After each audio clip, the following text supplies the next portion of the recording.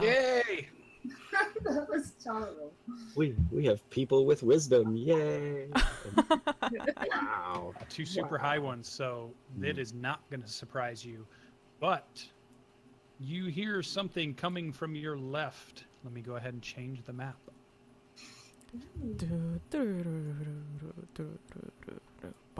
And we'll let you guys go ahead and put yourselves kind of in your walking order as you wish. To give you an idea. That's pretty good. Yeah. Marks were kind of going in that direction as you were following them. So you guys can kind of move your tokens, I believe, and place them along the tracks as you wish there. And then we'll move on to the next piece. Right in the bushes. Yeah. Can I be at the top of the tree? Okay, everybody feel good? Yeah. So what we're going to do is the 220s are going to be able to act quickly, I believe. I'm going to give them 1 action of surprise. Yaretzi and Eglath, you look to your left and you see something big approaching from the woods. And you kind of even point out and mention it to your party. Let me show you what's coming. I have to click on the right thing.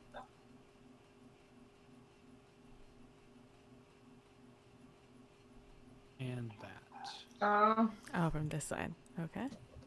And then, so all of you can see, say, show to everyone. You see this, and although it is big, it's moving quietly, fast, right towards your group. Not making a ton of sound.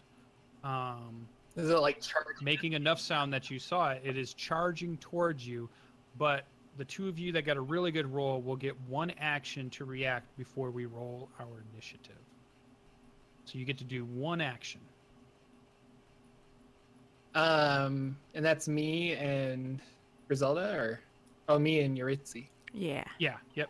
I think I'll cast. Am I familiar with this beast? Do I think it's dangerous? Yes, you all are familiar with this creature that does frequent these jungle woods, and you know immediately that an owlbear is charging you. I think I'm gonna cast Chill Touch on it. Ooh. Okay. So what you can As do it's is you can click on the spell, and then it should put it in chat for us. Yep, range of 120 feet. Awesome. But you do have to roll an attack. So I roll a spell attack. Yeah, so on your spell, I believe, is it on your character sheet under spells? Yes. Is it on the spell sheet, or is it in the, let me open Oh yeah, I think it is also. Hey, I'm learning. So yeah, right here. So I'm gonna roll this. Oh. Terrible. Okay, so let's go through this. Tell us what Chill Touch normally would look like. What do the players see as you look to your left, and then tell us what casting the spell looks like. So I send out my hand, and then as I push my hand forward, a spectral hand comes out and push it and keeps going. So I push my hand forward, and this spectral hand flies out as well, and it shoots right towards the owlbear. Yeah, and so it shoots out, and the owlbear makes a slight dodge move, and your spectral hand hits like a bush that's kind of near it, and you see the bush turn kind of icy and wilt, and then the owlbear continues on its course towards you. All right, Yaretzi, you have 1 action, and then we'll have everybody roll initiative. I am going to use, what is it called? I'm gonna use Eye for Detail as my action. What that does, I mean, I guess I'll just copy and paste. Why not? Basically, what it gives me is we make opposing checks. I make a insight check, and the opponent, the owlbear, makes a charisma deception check. And if they fail it, I beat it, I can always sneak attack the person for a minute. Or the Nice. monster. All right, so I have no specific deception check, so I'll just roll a charisma check, which is not good for an owlbear, but I'm going to try to roll it. So here we go. Ooh, nice. I rolled a 3. I rolled a sweet 18. So yeah, so you use. So is there anything visual? How does this look in game terms? What does this even look like, or what's happening in game terms? How do we explain this? Basically, I've been taught so well. Inquisitive. Basically, I've been taught so. This is what I've studied. So I've studied looking at somebody's fight technique or just their movement. And in just, those 6 seconds, or however many seconds, I can tell, oh, this is what they're going to do. So I can always have an attack of opportunity, essentially, to hit them harder. Okay, yeah, good. So maybe even cinematically, we're getting the, you get the slow-mo camera that zooms into little parts that are vulnerable on the owlbear, and it's giving us the impression that Yaretzi is seeing these little spots and analytically saying, well, if I stab it here in the ear, that's good. If I do this here, this is good. If I do this, if I hamstring it, this is a good, and those things are kind of zooming in with the slow-mo camera as we see it. And then it pans back out and shows us the group. So now everybody can go ahead and click on their token. And then from your character sheet, once you have your token selected, you should be able to hit the word initiative, and it should roll everybody's initiative.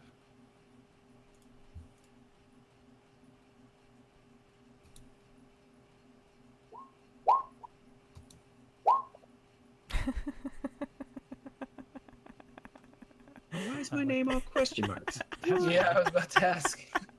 Oh, It's on because my your sheet. token, when I saved your token, you hadn't put your name in yet. Yeah, sorry, dude. No, it's okay. That's amazing. All right. It's my favorite. Am I really Blaze Emberheart? Stay tuned. Never and know. find out. I'm going to move the track out of the way. Let's add in Griselda. Do it manually. There Rolled we an go. 18. Things, and then my owlbear.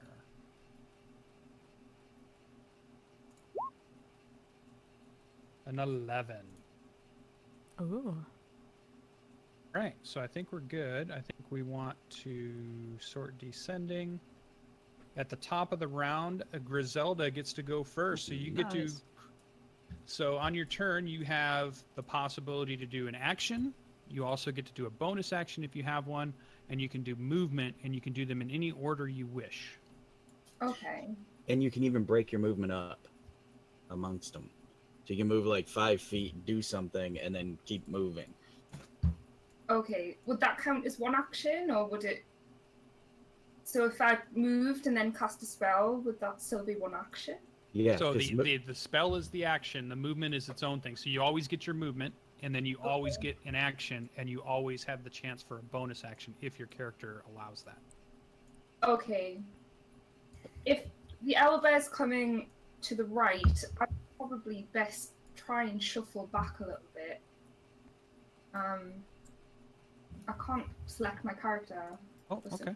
Let's see if that's... Go up to the little toolbar in the top left where you see the arrow, the ruler, the die, and the Uh-huh. paintbrush.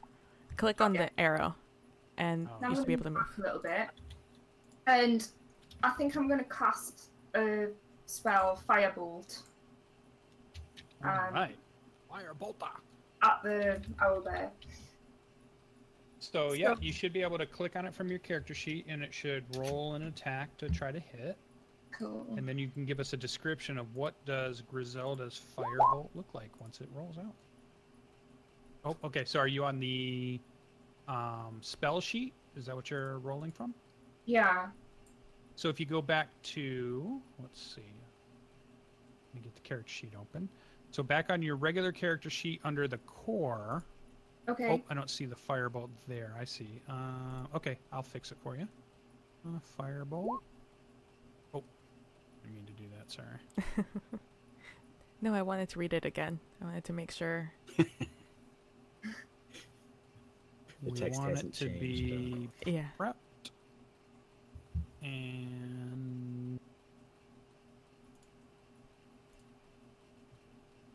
yeah, I wonder why it didn't add it. Do you have the spell card clicked instead of attack? There we go. Try it one more time, Griselda. From the spell sheet? Actually, from your character sheet core now, it should be listed. Yeah, see how it says Firebolt? In attacks and You spell should casting? tell her. Yeah, I was gonna say. Oh. Oh, okay. Yeah, it's kind of in the center area. Yep, attacks and Ah. spell. Wow. It's acting strange. Don't worry, that's okay. Sometimes that happens. Yeah, sometimes it just does. You don't see the numbers. Yeah, so, okay, let me look at the spell again. It won't pop up. Pop up. It's a Oh, 1d10 fire damage, and you Mhm. get your spell. Well, you have to make a hit first, so it's a d20 plus something. What is it? Spell casting? Spell hitting? Yeah. D20 plus, is it my intelligence modifier? And proficiency. Yeah, it's And And proficiency. Okay, so that would be D20 plus 3 plus 2 plus 5. Plus Okay, five. Yep, so D20 now it has that. But now it's missing the damage. So let me get that in there. and that's just a straight up d10. Damage is a 1d10. Whoops! D20 plus 1 D20 plus 5. Yeah. Oh. Sorry, guys. Oh, you're fine. No, it's We were all there one Yeah, time. so 17 will hit. So the firebolt will shoot out and it will hit. Now we need So to now you can kind of describe what it looks like. There we go. I think Okay. I've got it working now. Okay, good. And so tell us what it looks like as it goes out. Okay, so Griselda kind of takes a step back. She pulls back her hand and she throws a mote of fire towards the owlbear as fast and hard as she can. Cool. And now in the chat area where it says 9 and 15 and it says firebolt, you can click on the word that says firebolt. Does that roll the damage? And so it 3. does 3 damage. Perfect. Okay. All right, so the firebolt strikes the charging owlbear in its side. It singes off some of its feathers, but it does not seem deterred as it continues to charge the group. Yaretzi, you were up. I will. Well, I'll move first of all. That sounds like a good plan. I'm going to move. These are all trees, right? That were around, or bushes? All the things that you see are basically big trees, or there's a rock. So you have tree trunks, and then the tops of the trees are up in the air by 20, 30, 40 feet. All right, so I will make my way over here to behind this tree. I'm assuming I'll be Yep. behind. Yeah. Go one more down, and then you'd be behind the trunk of the tree. That would work. Yep. All okay. right. And as I'm going, I'm taking out my weapon. I'm taking out a short bow, Okay. and I'm going to shoot owlbear, our owlbear friend. All right. Fire away. If I were my sneaky short bow, I would be right there. And a 20 strikes true. And whew, oh, that's sneak attack damage, That's a man. ton of damage. Nicely done. So that arrow actually makes it stumble slightly as it buries itself up in the top shoulder of the charging owlbear. And it lets out a screeching owl sound as it continues its pace towards the group. But now that it kind of saw that, it definitely wants to come towards you now that you just sunk an arrow into it. So I started here, right? And I moved down Yes. here, so that's 15 feet. Yep.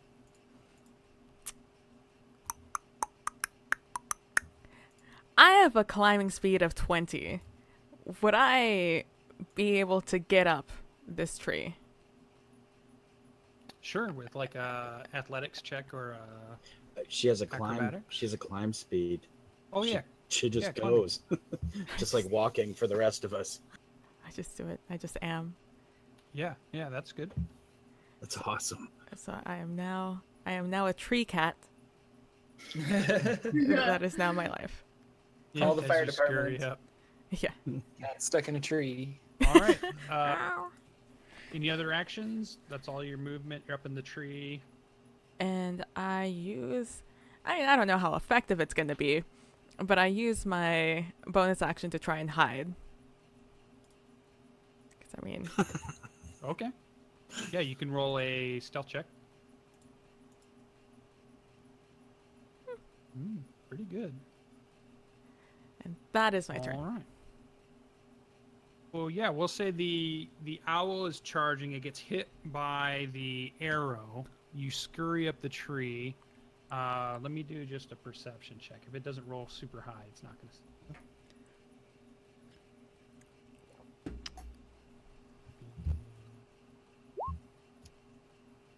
No, so it doesn't recognize where the arrow came from and doesn't see you scurry up the tree. So it's going to charge the main group. It can move 40 at this point.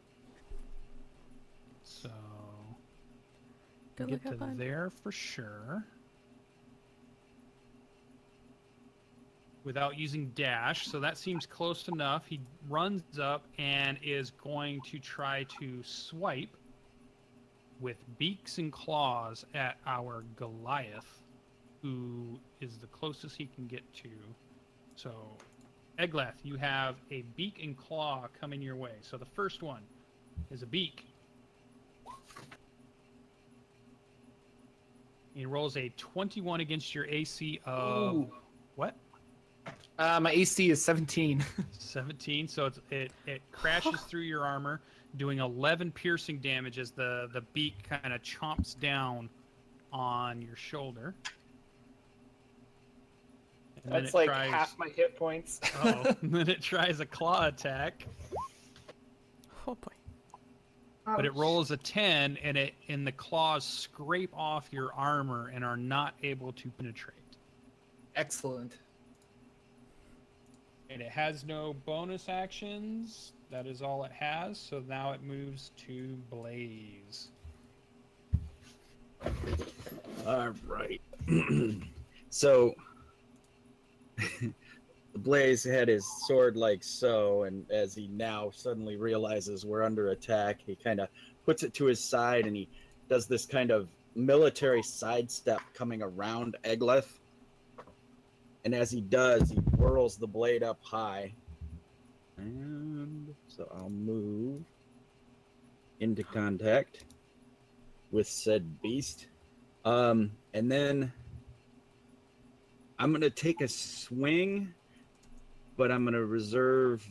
Don't tell me if I hit or not.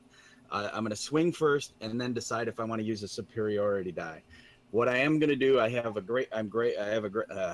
a great weapon master, so I'm going to take a -5 to hit and take +10 to damage. So, great sword. All right, I will not use a superiority dice. I'm going to hope that 15 hits. Yes, a 15 will still strike true. And this damage is +10. Whew. Nice. So, like I said, military precision, and then he comes down and he's... Yeah, so you put a nice big grievous wound on this this owl bear, and it screeches again, an owl's cry. If you ever heard a screeching owl before, that's the sound, just amplified in volume for the size of this thing. But it has not stopped fighting yet. Has several big wounds, a lot of blood coming out at this point, but it still seems to be moving. So any bonus actions or further movement? I actually get to re-roll 1d6 because I'm a great weapon master and I have the great weapon master feat or two-hand weapon feat. So when I roll 1s or 2s, I get to re-roll that die. So I have 4 plus. They should have some kind of thing for this. And even if this is a 1, I have to keep it. And it is a 1. So I did 19 damage instead of 20. God. Yeah, good job. He heals miraculously Exactly. 1 point. Son of a... That didn't hit as hard as I thought. All right. So bonus action or further movement?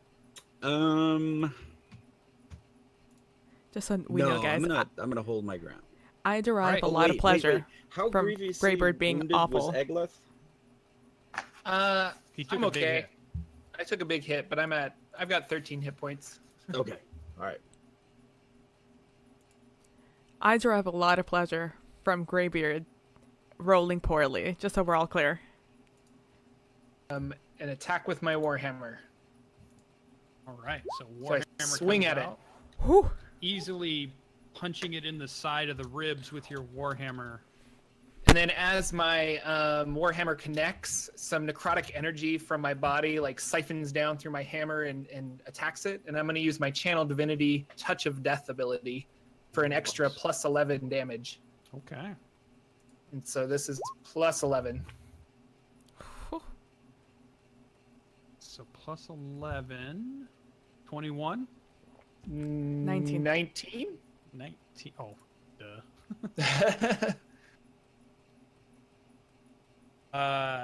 Wow. It takes a huge hit. It stumbles. It barely catches itself. It's breathing heavy. It looks very feral at the moment, but it has not gone down. Oh, man. And then I think I'm going to move back a couple squares, and he'll probably get an opportunity attack against me, but I'll take it. Okay, yeah, he'll get one swipe at you. But go ahead and move. You can move there. His claws will reach out and using his reaction to try to get to you. Oh my god. Oh, he rolls a 23, which bypasses your armor for 19 slashing damage. I'm down, guys. I'm down. Oh, That owlbear's dynamite. TPK. So you go unconscious and you probably make it 1 square away as you fall unconscious. There, we'll put a little symbol on you. And so you see them fall. Yeah, you see them fall. And the owl bear lets out a screech. And we're back to the top of the round. So Griselda, it is your turn. You have seen an arrow hit into it. You've seen a greatsword slash it. You've seen a warhammer hit it. But you've also seen a party member go down for the first time ever. I'm gonna kind of move quite far away. So I think I might move down here. 25 feet's my limit, isn't it? So like a movement, if you do just movement, you can move 25 feet and still have an action. Or you could choose to take a dash, which means you could move double, but you wouldn't have an action after that. Okay, I'll move 25 feet, which puts me about here, I think. And I'm going to try another fire. You can do it. Another firebolt.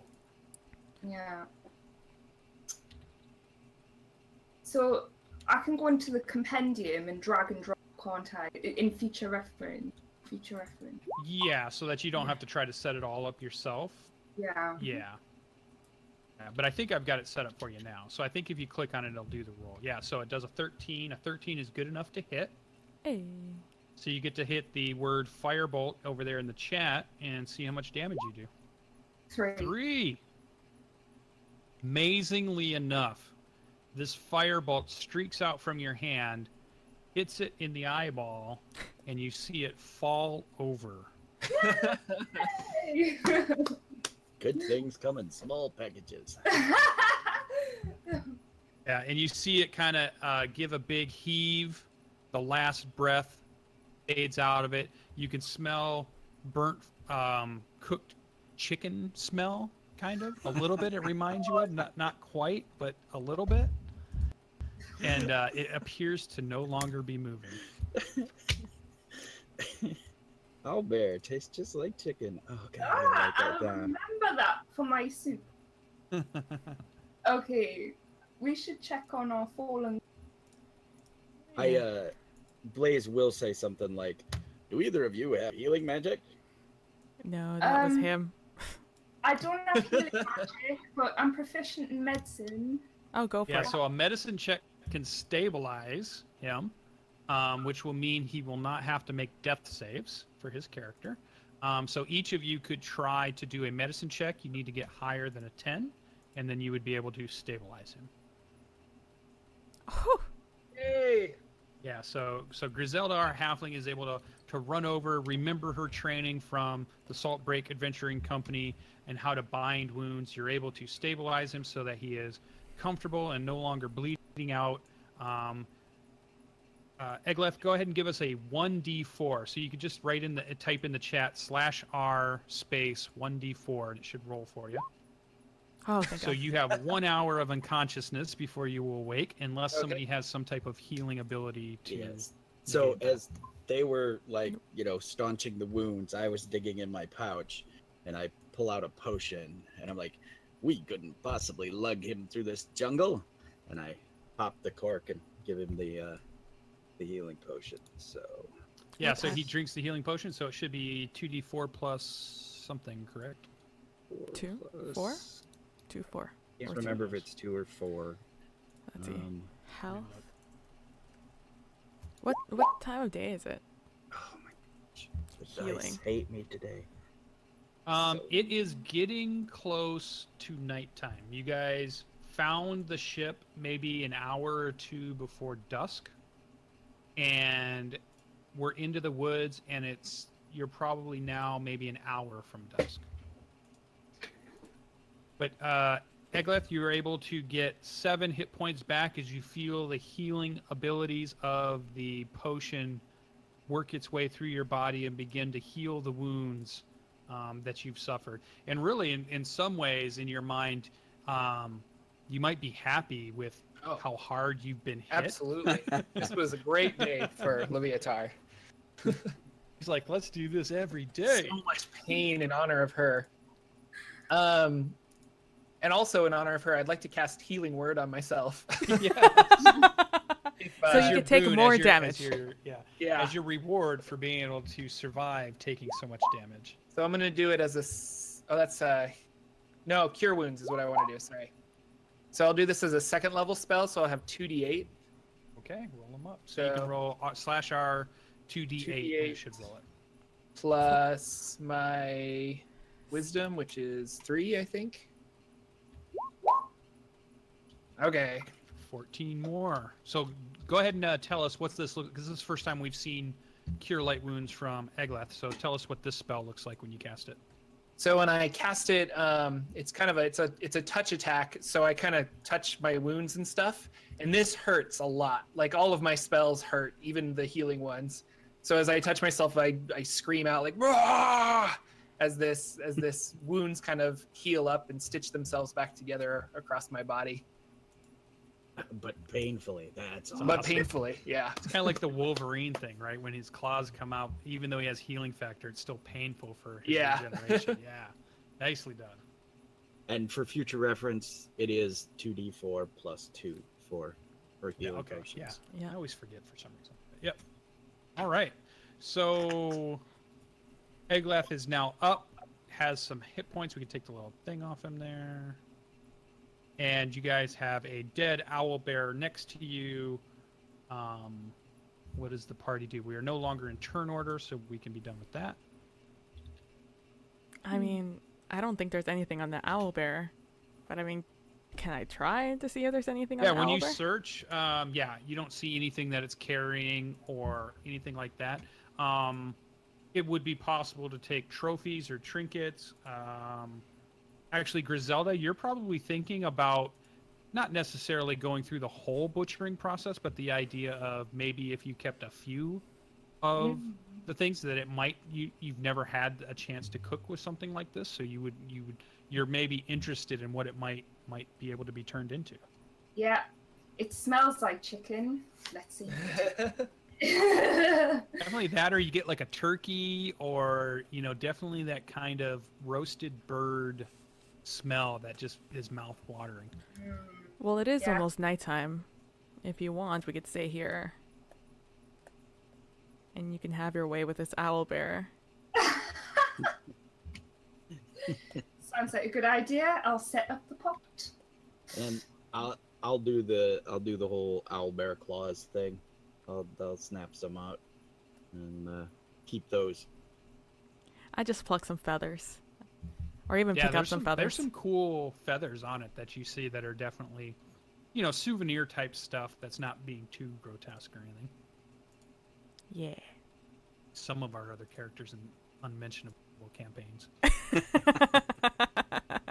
Yes. All right, so you guys set up your camp.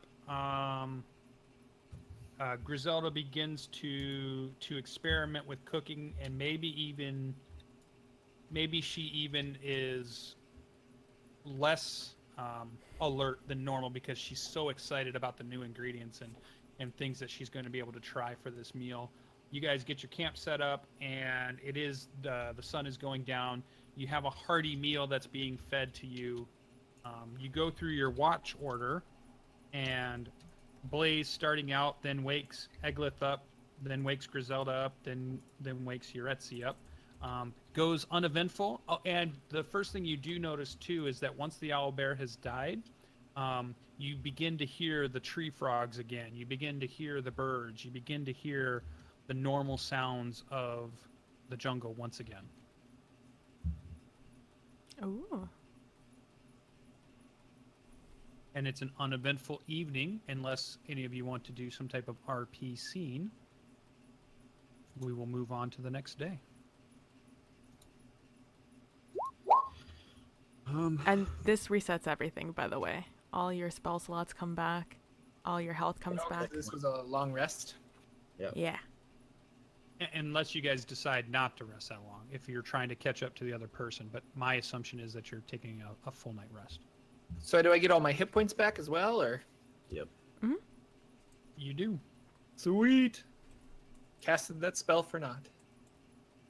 Well, something could have attacked us at night. That's true. That's true. And I used the potion thinking, I don't know if there's another owlbear. Well, thank you for that. So, Although it doesn't have the same painful healing qualities that it should. That potion. I know. It's defunct. I gotta buy him somewhere else. It's all pleasure. Gotta find somewhere with nettles, man. Exactly. All right, so morning wakes up. Yaretzi wakes everybody up after, and everybody probably sleeps pretty well from that surge of adrenaline, battle in the woods. You might all even reflect on your first battle, on your first mission, and then you remember that you're following these tracks that seem to lead towards Edgecliff, the village. All right. So the day winds on. You're following the tracks, and it's about midday when you kind of come through the clearing. You're a little bit near the shore again, but the first thing you notice is it appears that there must have been some weather out over the ocean, as it seems like a fog has begun to set in. And it's limiting your vision probably to about anywhere from 30 to 40 feet out as you see the kind of, it's like this misty, fog. And you guys are used to it being from, a seaside town on the southern end. You will often get fog banks that come in, and it's a pretty, recognizable nautical thing that happens quite often. So it's nothing that alarms you. It's something that seems to happen. And as you are getting closer to Edgecliff, this fog has rolled in off the ocean. All right. So let's bring you over to that.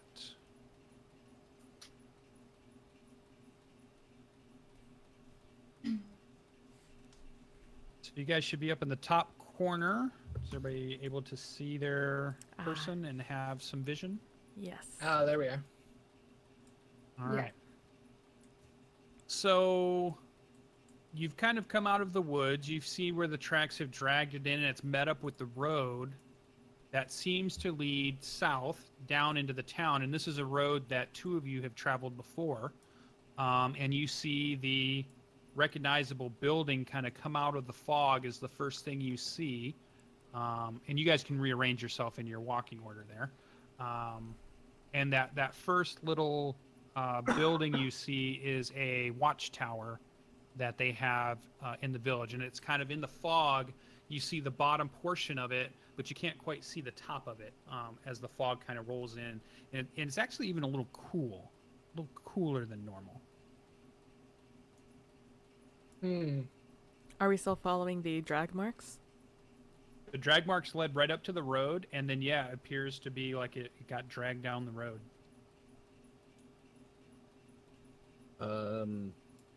I guess Blaze will forward. And, kind of try to get a look up into the tower there and maybe give out a hail. Yeah, so you get a little closer to the tower, and as you get closer to the base of it, you can finally see the top of it. And it's kind of an open area at the top, and it just has a railing around it. It's not like a wall or a building or anything. It's more like there's a ladder that leads up to a railing on the top, almost more like a ranger station kind of thing. But you don't see anybody up there. So when you get probably this close is when you can see up there. There's nobody up in the watchtower. I look over my shoulder like, that's odd. I don't say anything. Then I'm And actually, everybody else go perception check now, too. As you say the words, that's not odd, or that's odd. Ooh, you guys are alert. Good.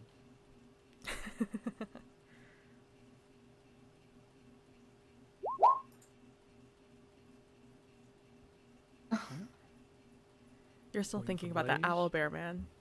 Oh, I assumed I was already woke, percepted. All right. So, Eglath and Yaretzi, you recognize once again everything has gone very quiet, and you're walking into a town, but you are not hearing town sounds. It sounds very quiet. You hear from out in the fog, and you're not sure where, but just in the in this kind of general direction, just out here in the darkness, you hear some sounds like creaking of wood, maybe shuffling of feet, maybe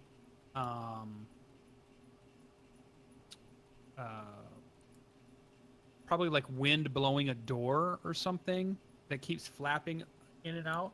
But you're not hearing people talking, you're not hearing animals, you're not hearing, the typical sounds that you hear of a town as you walk into a town.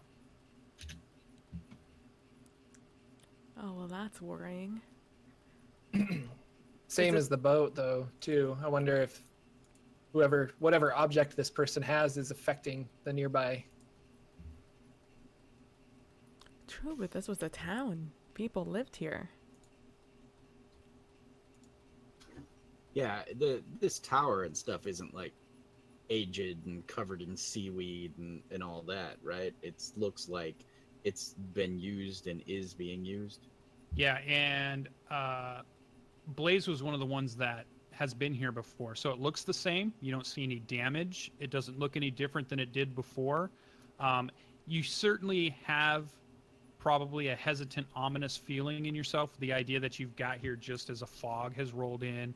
It's colder than you think it really should have been for the day.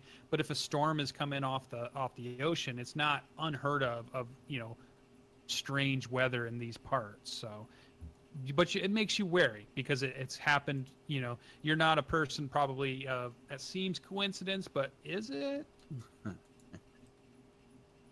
And this is like midday. I'll move forward midday. And ask Blaze if he wants to scout forward with me. Let's do it. Then.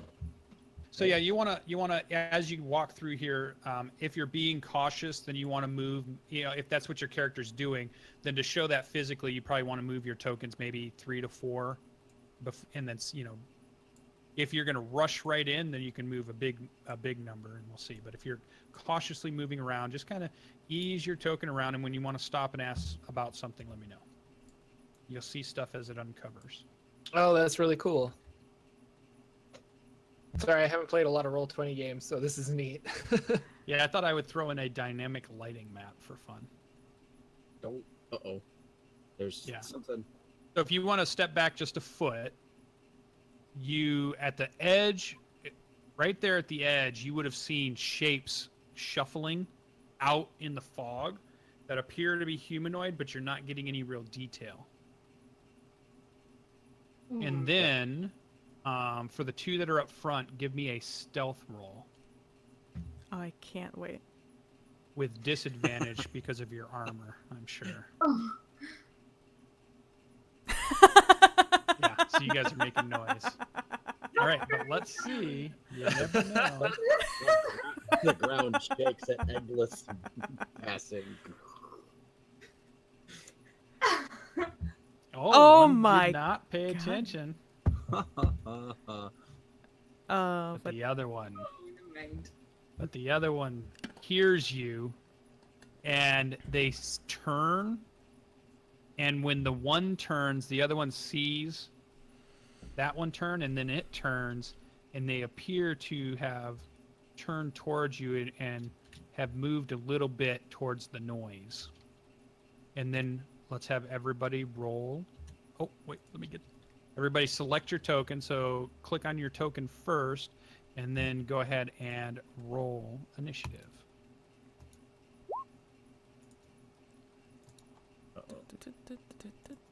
There it is. Oh shit, look at us. Too bad we're the ones in the back and don't know what's happening. All right, Griselda's nailing all these. She gets to go first. She's like, I'm new, and you guys are making me go first on all of it. So 22s are a tie. So when we have a tie, we look at the character's dexterity, and whoever has the highest dexterity gets to go first. So who has the highest dexterity of Griselda and Yaretzi? I have a 15. 14. Shift that like that. And we are ready to go. So Yaretzi, you're leading us off at the top of the round. You see shuffling shapes. Do you see them? You might not even see them. Is that the edge of a token? You hear them. Yeah, you hear right at the edge. You hear footsteps, and you see your party member stop as if he's seen something. Okay. I would like to... What are some cool things I can do? I can hide. That's what I can do.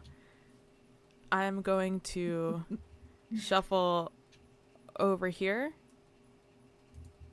Can I shuffle there stealthily? Is that something I could do? Yeah, you could hide back where you were first. You could use your hide action and then move. Oh, okay. I'll do that then. I don't know why I moved myself back for that, but I will, Hey. All right, so now I move back. That's the way I'd do it. Come on. I move back, and... I would like to be at the edge of this guy. I just, that's not how the squares work. Yeah, you sneak through, and you're able to kind of use the bush and it looks. You can tell they're looking at Blaze, and they have not. When you sneak over there, you've noticed they have not seen you sneak over there. Okay, I would like to ready an action. Okay. What is the trigger? Let's see. Actually, let me, for my bonus action, I would like to use, no, I already used hide, right? Yeah, hide would be your. I think for your rogue, you get it as a bonus action, right? Yeah. So You have a normal action which you can hold, or you did movement. I will ready an action, and if one of these figures gets into combat with either Blaze or Eglath, I will shoot it. All right, short bow, I assume. Yeah. All right, holding your short bow out, arrow knocked, waiting to see what happens. Griselda, let's see what you can see from where you're at. So again, towards the bottom here, you hear some shuffling movement of feet. You've noticed your party members have stopped as if they see something, even though you don't have really good vision of what they might see. Okay. I have a feature called Naturally Stealthy, and it says I can attempt to hide even when only by a single creature that is at least one size larger than me. So I was wondering if I could hide behind someone and have a further look. Yeah, you could move over towards the Goliath, who would be basically one size bigger than you, and you'd be able to hide behind him as part of that feature. Yeah, I'm 7 feet tall, so. Are you on the far left? Remind me. Yep, that'd be this one. Yeah. And technically, she could hide behind any of us. Yeah, she's small. We're all medium, and she's small. Okay. I'll stay here for now. So what can I see from here? Right at the edge, it's all you see is a silhouette, humanoid silhouette with no detail in the fog. Seems to be shuffling forward, but they're not close enough for you to make any detail yet. Okay.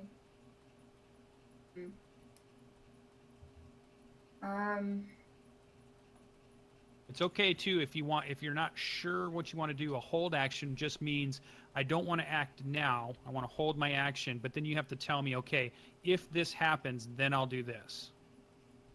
Okay. I'll probably do that then, and if we're attacked, I'll cast sleep, whatever is coming towards us. Okay. So you kind of begin to mentally ready the components and the verbal and somatic part of the spell sleep as you get ready, and you're waiting to see an aggressive creature attack your party before you cast it. All right, so you're on hold there. Yeah. These creatures get to go, and they hear the noise of the armor, and so they are going to move 5, 10, 15, 20, definitely come right up to you. 5, 10, 15, 20, 25. Who was the worst stealth? Was it? Oh, it was me. Eglath. So actually, yeah, let's do it this way. They go to you first. They come, and once they see you, not only do they hear you, that's what gets them walking your direction. The moment they see you, they run at you and they look like humans, but something's wrong with them. Something has happened. And so let me give you guys another show the players. And can I shoot them before they attack? Oh. Yeah, you will get to shoot them before they attack. So this is just an example as you see both of them. One is male, one is female. They were human, but now they seem to have some type of coral or plant growth or something has infected them or is growing out of them or something is going on as they come at you, and their eyes are weeping, and they look very aggressive, and they have a very aggressive posture as they come at you. And that would be, for those that you were going to hold, would allow you to hold. So Yaretzi, you're allowed to let your arrow fly. Okay, and because you get to choose a target. They're within 5 feet of one of my allies, I get sneak attack. And because I'm hiding, I get sneak attack, right? And I shoot the one with the black background. Okay. Yep, the male villager. Where my sneaky short bow? There it is. Yee. It sinks into the back of the villager. You see the arrow sink into the back. Oh, okay. 8 piercing damage is pretty. 2 ones. Oh well.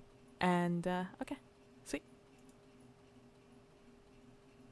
And you see him stumble forward just before he gets to Eglath, and he goes to a knee, puts his hand on the ground, and then slowly rises up, and it looks like he's still trying to take a swipe at Eglath. He does have a wound buried, or an arrow buried in the back of his solar plexus area. Ooh.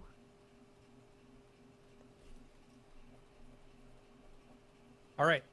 So now the other held action would be Griselda. You are able to fire off your sleep spell. So first you can click on your sleep spell, which should put it in chat, I believe. And that way all our audience can take a look at it also. Yep, so it's a 90 foot, and let's bring sleep up just so I remember it. Wow. I was like, is that going to hit us? Good roll. Well, she can arrange it so it'll only hit them. It's a large circle, I believe. So each creature inside a 20-foot radius sphere entered on a point within. Yeah, so she can. So let me do this. Let me draw a. That's control. Shape. Alt. I want. Alt control. Yep, alt control. Alt. I always forget. I never use them.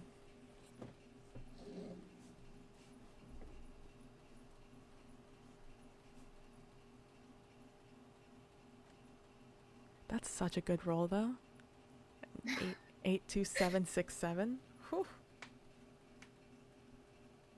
That's 20 feet across.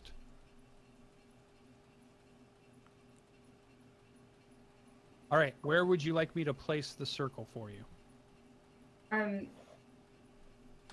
In the thick of it, kind of here. So even if you just get the edge of them, it'll count. So it doesn't have to be right on them either. So it's Yeah, you don't want to put me to sleep. Catch it. I don't want anyone else to fall asleep, just those guys.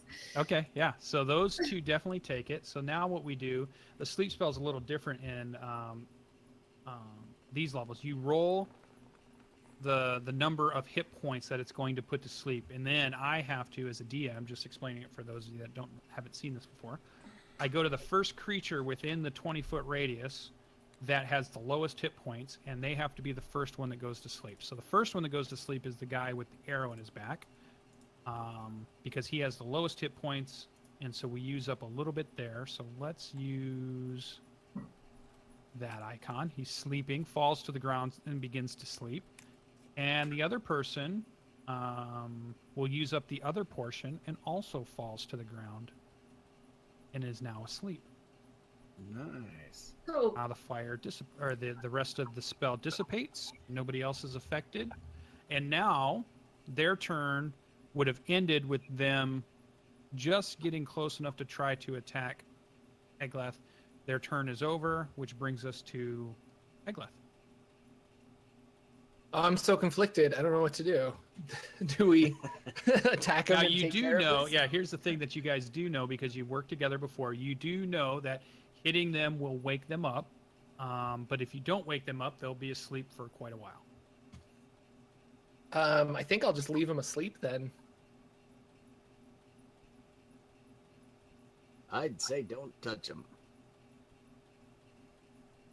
Yeah, so I'm gonna leave him asleep and give a thumbs up to Griselda. Like, oh, nice work.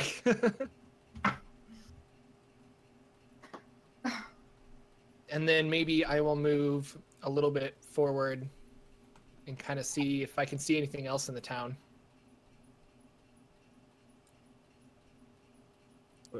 We've worked together, so pretty much we'd know that the arrow sticking out of the back of the one guy is indeed Yaretzi's. Yeah, you would recognize her arrows. All right.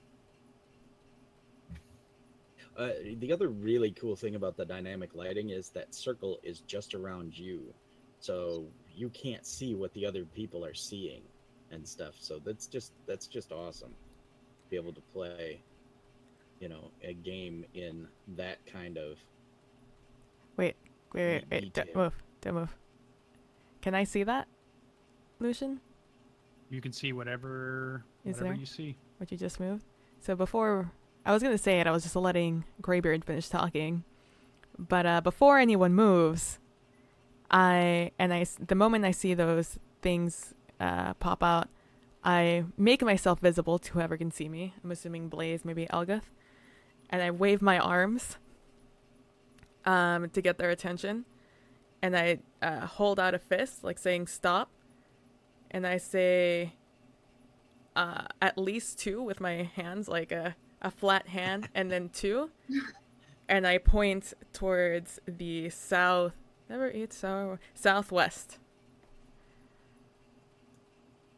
from where I am.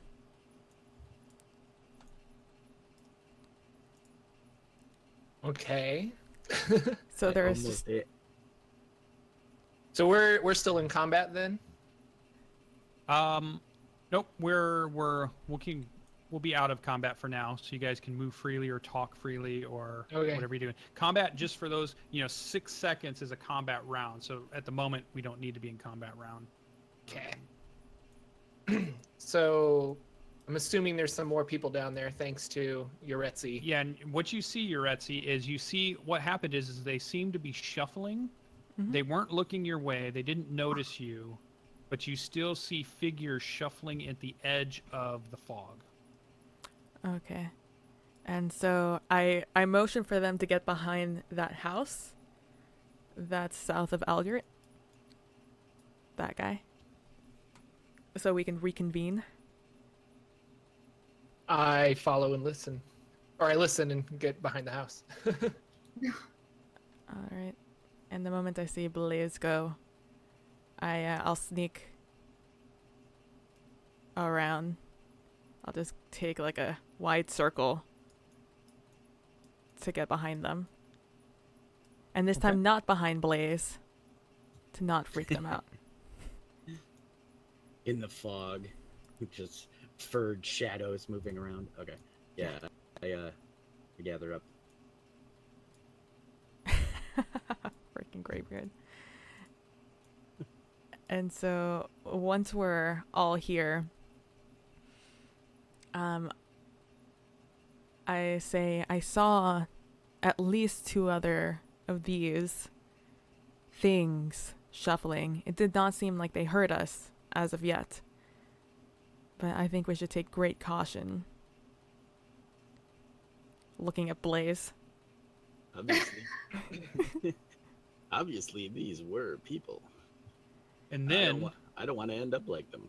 From the darkness, from the fog, down here, in this direction where I'm pinging out in the darkness, you hear the scream of a villager break the silence. Well, that's disturbing. So that means there's still people alive here then. Or not these things. Before we go and be heroic and things, what do we do with these infected? Do we kill them? Do we want to knock them out? Can I do a medicine roll to see if they can be healed or saved? Yeah, absolutely.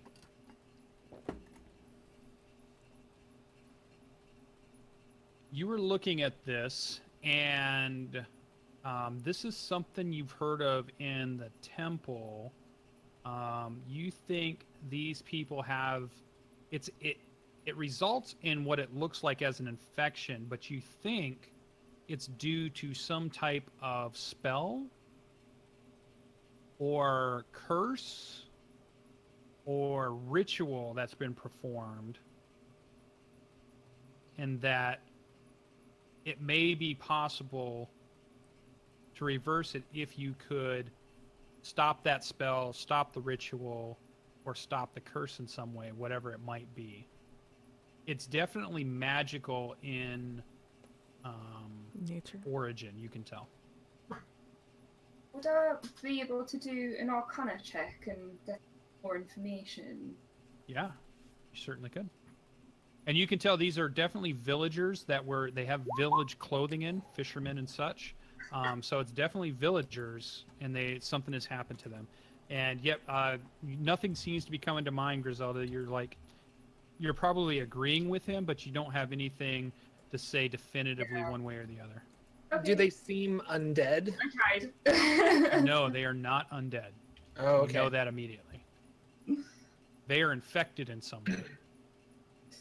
Well, we might have to bash a few heads, but I have the spell Spare the Dying, so if we have to fight our way through any more villagers, I can heal their wounds so at least they won't perish, and we can try and stop this. I think there must be some kind of magical ritual that's causing all of these villagers to change.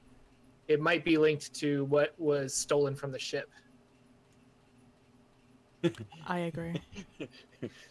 You see Blaze in his brain, bag, coins, grabbed them, dough. Like, maybe we shouldn't have Oh. Davy Jones, why? Exactly. I suggest We definitely need to explore and try to find the center of this evil magic. I suggest we go from the outside in, not just charge into the city town, and maybe see if we can find any of these screaming alive villagers. I assume all these things will now be shuffling towards them. Well, then we should save those who can't save themselves. So let's take this outside. I don't know. I mean, we've been to this town before, right? Me and Blaze. Correct. How much do we remember about the setup?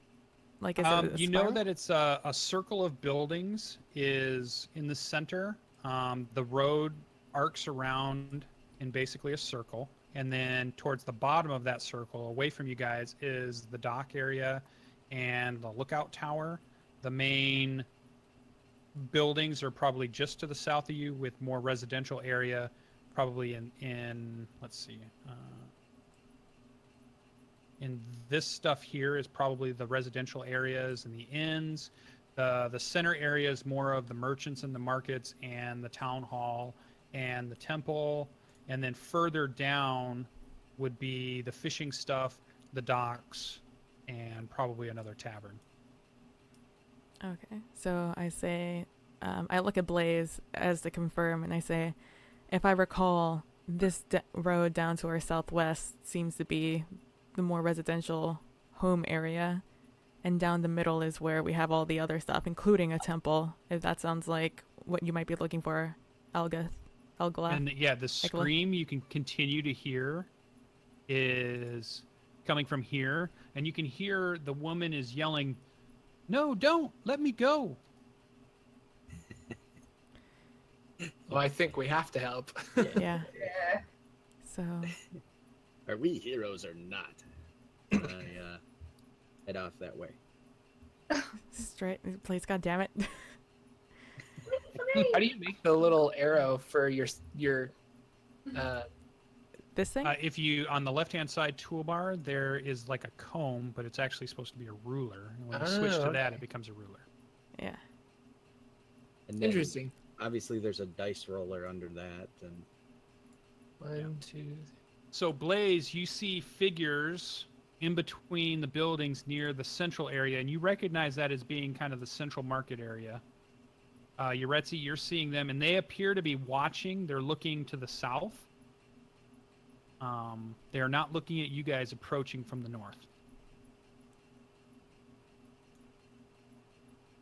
So they do not see you. all right. The screaming is happening a little bit south of them. Do you want to get their attention with an arrow, Yaretzi, or? I could do that, yeah, sure. And I climb this building. Okay, That then I'm you get at. up on the roof. It's about that part of the building is probably just one story, but you're able to sit up at the top of it and you get a good view. And now that you can see, you see two of these villagers that are in the fog, Nobody's looking at you yet. Are dragging what appears to be another villager towards the central well in the middle of the village. They're dragging her to it. So I take care to hide, and I knock an arrow, and let's see, who do I have a shot on from up here? From that guy. You probably all of them. There wouldn't be cover for any of them. Okay, I shoot at that guy. Okay. The one where the ragdoll is. Yeah. Venus, sneaky, and because I'm hiding, I have advantage on the shot, right? Is that how that works? You get advantage? I don't know. We don't have a rogue in our other campaign, so. I know. What's the rule on that? Hiding gives you. Well, let's look. So we can use the compendium. So hiding. Ability scores. Hiding.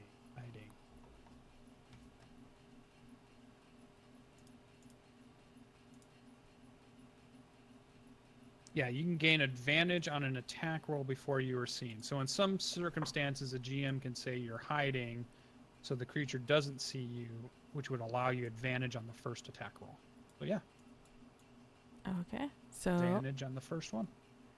sneaky short bow, go. 17. Oh yeah, thunk straight where you were aiming. And 14 damage. It careens off of its feet back into the fog as the arrow just sweeps it right off its feet, and you don't even see it anymore.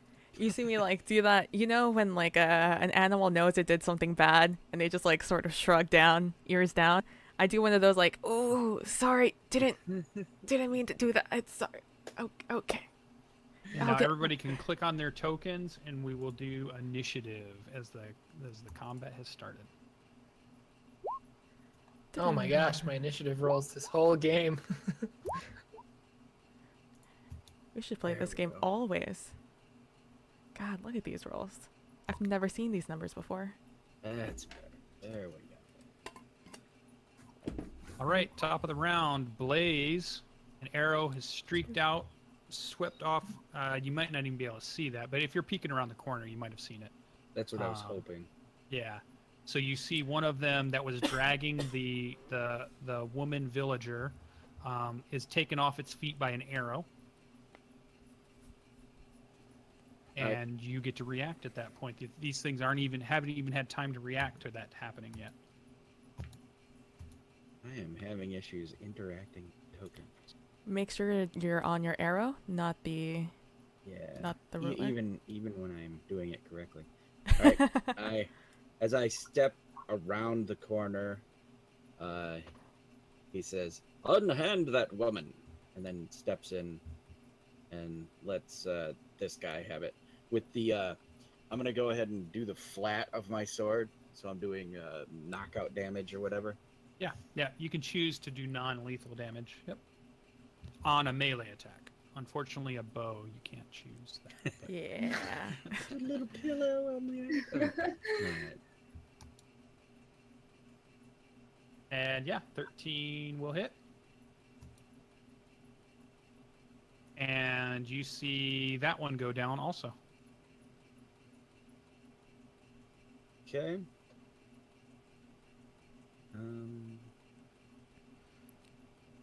Bonus action or further movement? Yeah, this is the well here, Yes. and that's what they were dragging her to? Yes. Alright, then I'm gonna move. In fact, probably the one that got shot off had the bucket from the well and was trying to pour the water from the bucket into the woman's mouth. Alright, and then that's as far as I can get. Okay, Yaretzi. Oh, shit. Back to me. Back up. I sort of don't want to get off of this building. This is such a nice vantage point. I can move fast anyways if they need me. So I will attack again. Elga can take care of them, right? Yeah, totally. I attack the other fiend holding the ragdoll. Okay. Sneaky, short bow. Whatcha? Yeah, I would say an 11. So the villager tries to jerk away from the grasp of the infected villager that's still holding her. Just at the moment you've shot your arrow, and the arrow misses. Am I still hiding? The infected villager. Nope. They were. Not once he. Well. Yeah, I guess that's a good question. Yeah, I think we could still be hiding. I don't see why you wouldn't. Okay. Well, let me do this. Let me roll a perception check. Okay. So an arrow went through. Would that thing be able to figure something out? Huh. Yeah, I'm gonna say they know you're up on that roof now. Okay. So you'd get regular attacks at this point. Okay. So for my movement, I go 5, 10. How tall is this building? Just one story, so it's probably only about. I mean, the roof edge is probably 6 feet up, maybe 7 feet up. Oh, so like not even have to think about jump. No, not even. And I did measure it. You could jump from one of those roofs to the other, as long as you don't have like an 8 strength. Oh, snap.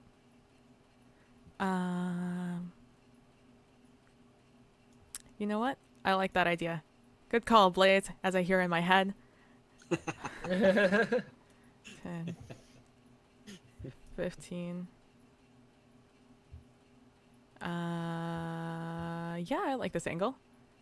And I will actually, let's move back one, and I'll use my, actually let's move there, and I'll use my action to hide, my bonus action to hide. Okay, so you'll try to hide again. Yep. Mm-hmm. And that so is stealth roll. All right. That is my turn. And then Griselda, you are up. Your things are happening in the dark, in the fog below you. Yeah. Okay. I'm gonna move down, but again, I'd like to try and do so without these creatures seeing me. This creature seeing me, so I'm gonna try and move around. Yeah. Okay. But kind of try and hide around the side of the building. Yeah. So do a stealth roll as you make your way sneakily up to the corner. Yeah. So, and you're able to use kind of like the edge of the building, and they're looking at Blaze, and they're looking up on the roofs, or trying to find where Yaretzi or the arrows are coming from, even if they're not quite sure. They just kind of know a general direction, and you've noticed that they have not seen you kind of sneak up to that corner. Okay. I'm quite. Let's see.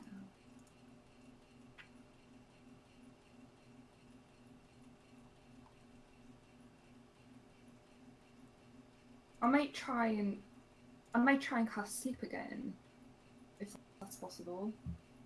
Okay. And on you probably could get all 3 of them. Okay. So the 2 infected and even the non-infected, and still probably not hit Blaze if you want to try that. Okay. Ooh. All right. So the lowest one is the villager. She goes to sleep first. So you rolled a 24.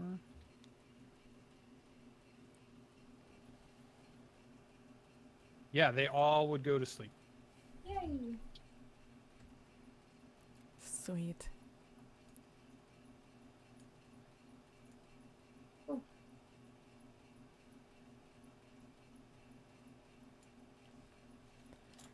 They are all asleep.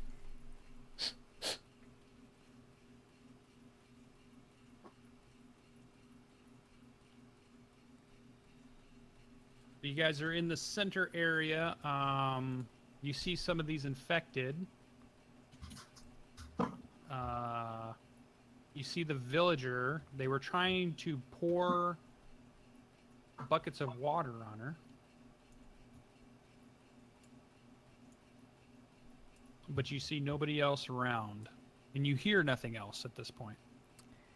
And I look over to Eglath and I'm like, so there's a villager down there that I sort of kind of killed. If you could like Yeah, I walk over to this one and cast Spare the Dying. Okay. So they're still out, but or no, that was non-lethal damage, right? It was this Yeah. one over here. Right. Yeah. Yeah. The bottom one. So I walk over and Spare the Dying and touch it. And Yeah, you notice that you're able to, it's unconscious, breathing once again, but is one of the infected villagers. okay. Stay asleep, little buddy. but it hurts them. Yeah, On the inside. you died a glorious death. It was beautiful. But just stay asleep right now. I think I walk over and wake up the villager that they were trying to pour water on. Okay, yep, and she kind of splutters awake, and she sees a Goliath standing above her, and she freaks out and kind of starts skittering backwards, and then she bumps into the sleeping infected, not enough to wake him up, but then turns and sees that, and then she skitters back on the ground, so it's just like this back and forth on the ground as she tries to get from one thing that scares her to another. I step up. Hold on there, little lady. We're here to help. What's going on? And she says, "Oh, you're here to help. Thank you so much. Where'd you come from?" Salt. Salt break. Salt. Same. We came from Salt. Salt. We just straight. That was almost 2 hours ago. You remember that? Exactly. We were pillars of salt. Salt Valley. Salt break. We're adventurers from Salt Break. We're here to help. What's going on in this village? Yeah, so she's listening to you, and then she sees the bucket, and she kicks the bucket away, and she looks at you with pleading eyes and says, "Do not drink the water. It has been poisoned." Okay, good call. Is that what's changing these people, the villagers, into these monsters? She says, "Yes, that's what's happened." Let me bring one thing up here. She says, "Virinos, a day ago, came into the village, was dragging some chest with him. He went to the well, dumped the chest into the well, and then started pouring water down people's throats, just grabbing villagers and townsfolk. And then they began to change almost instantaneously into these things. And then half the people ran when they saw that was happening. Those that you see here are the ones that he was able to catch. And then once they started to turn, they would try to find other villagers and drag them here to turn them." Who's Urbanos? Virianos is one of the fishermen. It was really strange. Was he changed like these others? She says, "No, he wasn't, but his eyes, there was something about his eyes." And where is he now? She said, "He took the chest and he left."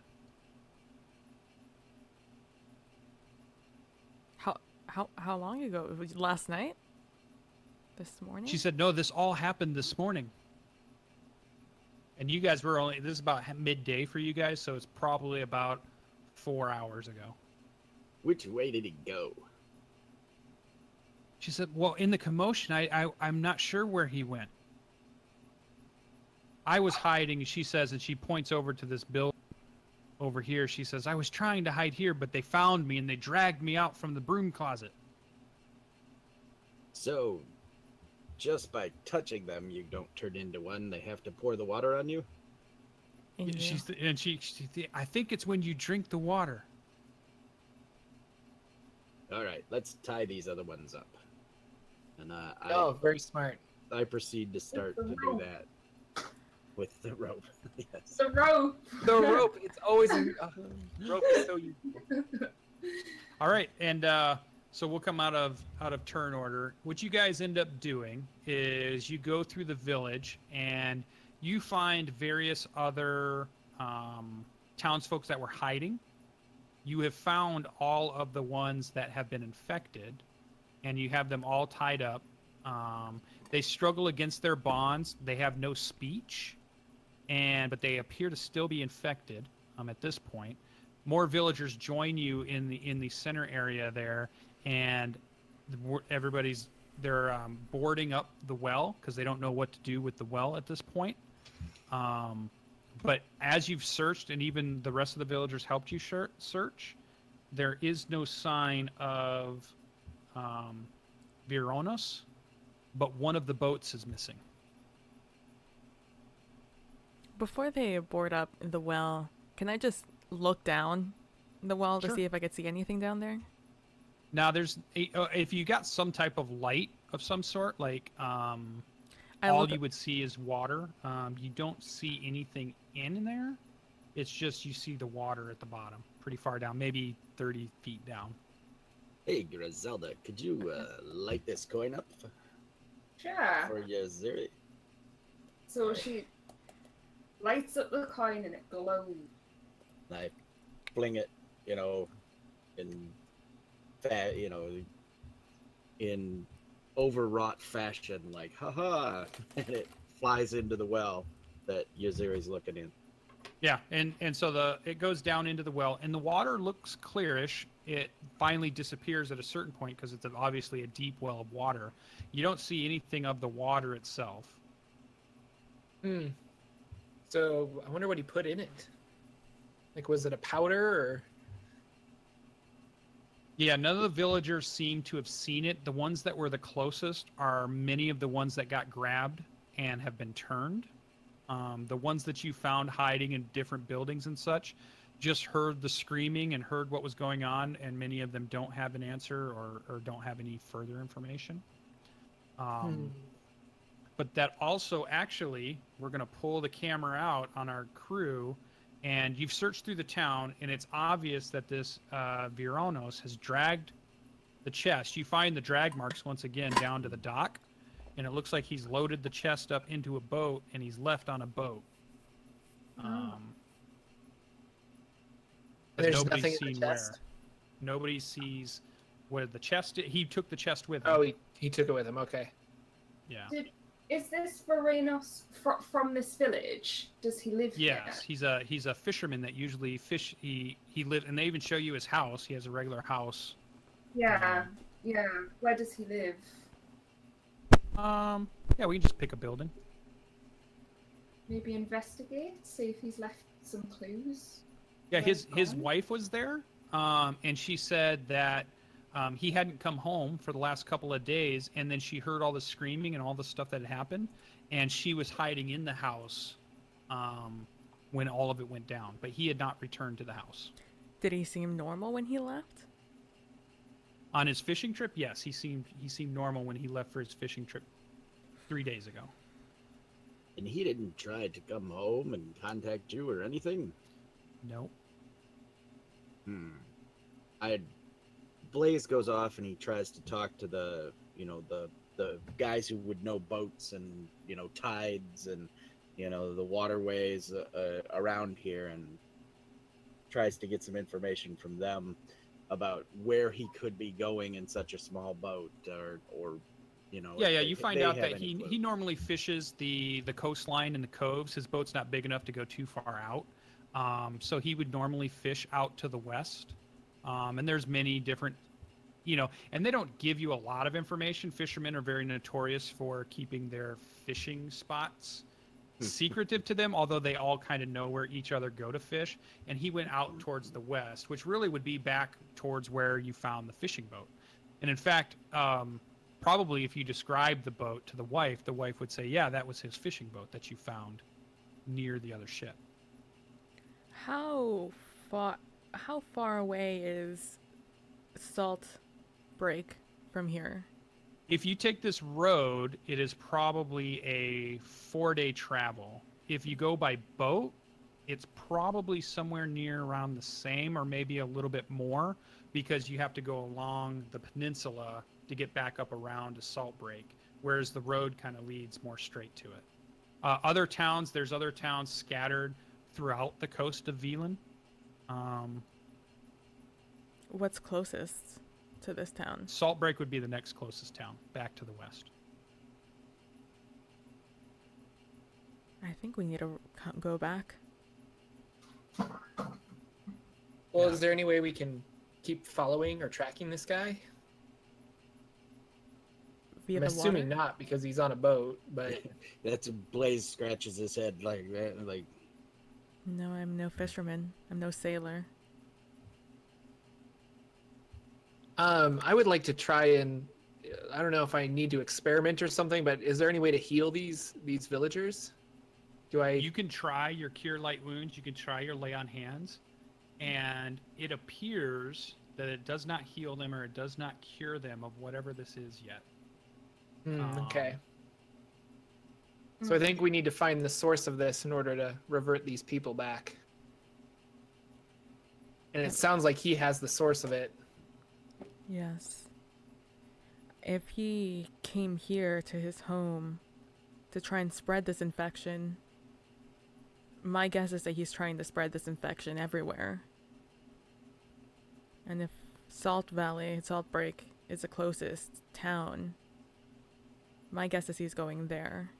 And that's what we ask: is Saltbreak the next closest town? Yeah, it is the closest town to here. So maybe he took a boat, even though it would take him a little bit longer because he didn't want to drag this chest with him the whole way. Mm-hmm. Which is odd, he didn't take the boat from But he wanted to hit this village first, maybe. This is where he's from? Yeah, I think. I don't know. I mean, you can't explain the actions of a madman. So do we race back to his boat and use his boat to try to catch him? Isn't it quicker on land? Slightly. Yeah, it is. Yeah, I think it would. If that's where he went, it would be, yeah, if you took off now, sure. But I mean, where else would we go? I guess we quickly organize the villagers here as best we can. Like, hey, do you have a jail? Where can we keep the infected? You know, this is what you're gonna have to do to keep them, you know, subdued and stuff. I want to make sure this village is safe before we run off. I'm quite willing to share some rations and stuff with some of the villagers to stop them drinking from that well. Yeah, they're going to board it up until they know what they can do about it. So, yeah. And, yeah, they find a place where they can lock these people up and keep them for now. And then, you know, they're going to keep the well off limits, and then they say they'll wait to hear from you. Well, I feel like time is of the essence. Do we want to start trudging our way to Saltbreak? Yeah, I vote that. That is the next logical place to go, I assume. Well, yeah. I mean, I would say back to the boat is my other guess. Oh, yeah, maybe he's going back to the boat? I don't know. That's sort of on the way anyways. Yeah, if that's on the way, then I guess we could swing by that first. Cool. Is it, Lucian? The road leading out of town would be the quickest way if you stayed on the road back to Saltbreak, because it would bring you back through the forest.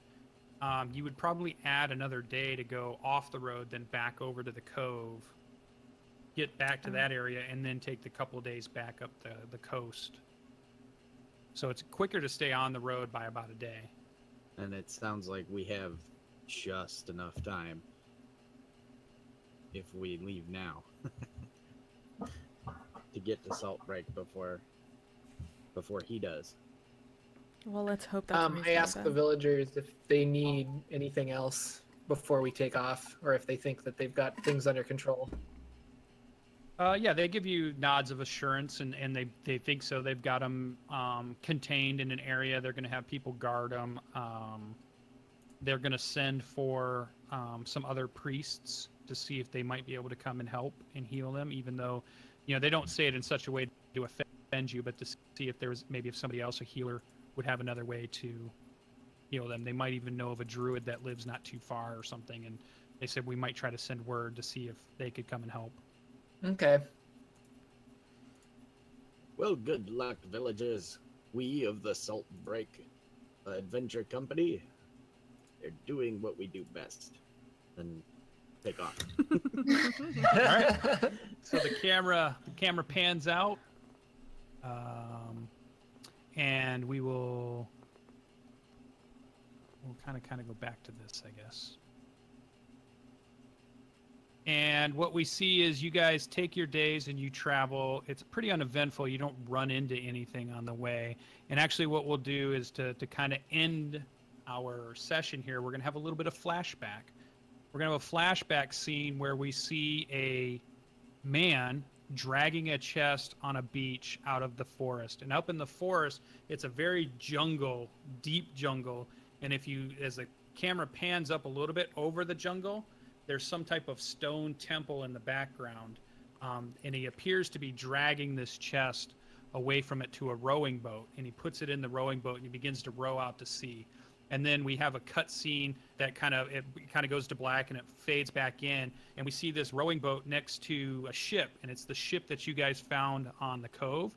But it has all the sailors and it's brand new and it's a normal fishing vessel. But now there's mass hysteria on the deck as you could see infected sailors are attacking other sailors and they're trying to make them drink water. And something happens and then it flashes once again.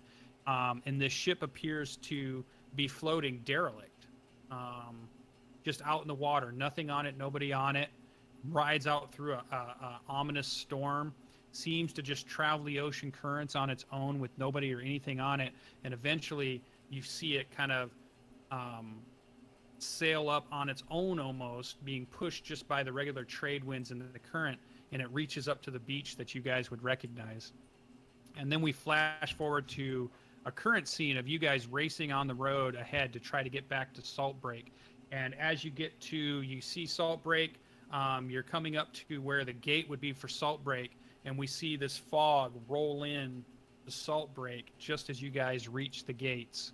And that's where we'll call the session as our one shot for Mictlancihuatl Smile, which I always get wrong. Oh, it's so tough to say.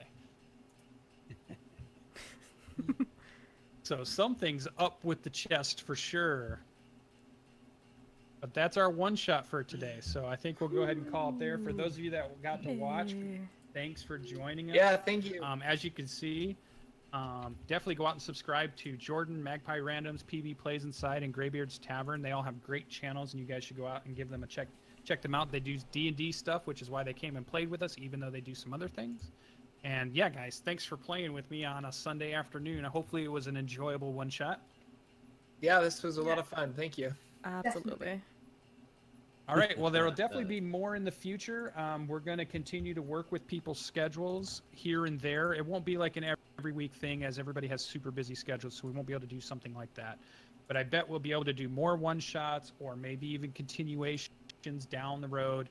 And when we can, we'll go ahead and tweet that out and get those out on our messages, so keep an eye out for them. If you missed anything, you came late, you can check this out on YouTube. I'll put the video up on YouTube.